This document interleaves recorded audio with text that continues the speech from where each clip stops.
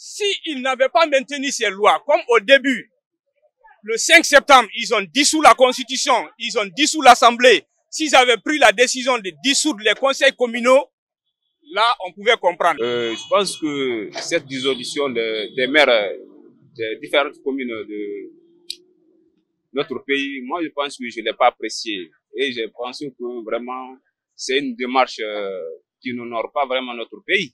Parce que là, il faut qu'on se dise la vérité. Vraiment, le président est venu avec une très grande ambition, mais on le voit maintenant que vraiment ça ne marche pas. Hein. Ça ne marche pas du tout. Là, il faut qu'il revienne sur ses pas, sinon ça ne pourra pas marcher. Moi, je pense qu'il devait continuer avec les anciens maires. Et là, ça pourrait vraiment lui réduire la tâche. Mais si toutefois il continue à encore installer les délégations spéciales, moi, je pense que ça ne pourra pas lui donner vraiment la tâche facile. C'est que moi, je n'arrive pas à comprendre.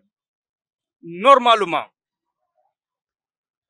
pour choisir la délégation sociale, la délégation spéciale, il faut que certaines conditions soient réunies. C'est ce que la loi dit. Si l'exécutif qui est là a commis une faute, surtout par rapport à un détournement, là, et si c'est avéré que vraiment il y a eu détournement, c'est en ce moment, on doit dissoudre ce conseil communal pour nommer la délégation spéciale dans cette collectivité où il y a eu détournement. Mais s'il n'y a pas eu de détournement, même si leur mandat est expiré, la loi dit qu'il faut attendre jusqu'à ce qu'il y ait une nomination d'un nouveau ou d'un nouveau conseil communal pour les remplacer. On ne doit pas se réveiller comme ça là, d'un seul matin, dire que à lui, moi la tête de X ne me plaît pas, il faut automatiquement le remplacer. Là, on ne serait pas dans un état de droit. Peut-être, là, c'est bon pour ceux qui vivent dans ce qu'on appelle, entre guillemets, dans la jungle.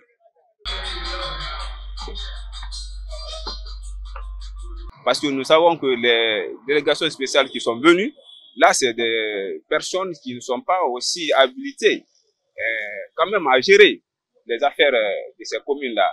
Mais les anciens qui étaient là pouvaient vraiment continuer à gérer tranquillement et vraiment faire les bonnes affaires. Mais aujourd'hui, changer ces gens-là, moi, je pense que ça ne pourra pas marcher. Ceux qui connaissent les dispositions du code de collectivité, ça c'est une violation. Selon le code de collectivité, c'est une violation. Parce que les maires qui sont élus, ils sont là jusqu'à présent. Si leur mandat est arrivé à terme, c'est pas, la faute ne vient pas de ces maires-là. La faute vient de l'exécutif. C'est à l'exécutif d'organiser les élections. C'est pas aux maires d'organiser les élections. Donc, si l'exécutif est resté jusqu'à ce que le mandat ou les mandats de ces élus locaux-là est arrivé à terme, la faute n'est pas à ces élus. Le bruit de la maison, monsieur chef adjoint. Surtout dans ça, parce que je l'ai beaucoup aimé, le président, je l'ai beaucoup aimé, je l'ai félicité, je l'ai applaudi. Mais aujourd'hui, vraiment, ça commence à vraiment à me mettre vraiment en mal avec lui.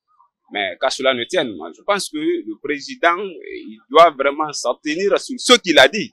Surtout le 5 septembre, son premier discours. Et quand il s'en tient à ça, moi, je pense que ça pourra marcher. Mais si toutefois, il continue à sévir avec les gens qui tournent autour de lui, et vraiment, ça devient compliqué. Mais vous ne pouvez pas attendre jusqu'à ce moment-là, prendre une décision comme ça, unilatérale, dissoudre tous les exécutifs des conseils communaux de toutes les communes de la République. C'est pas normal. C'est que il y a quelque chose, il y a un non-dit. Il y a quelque chose qu'il prépare.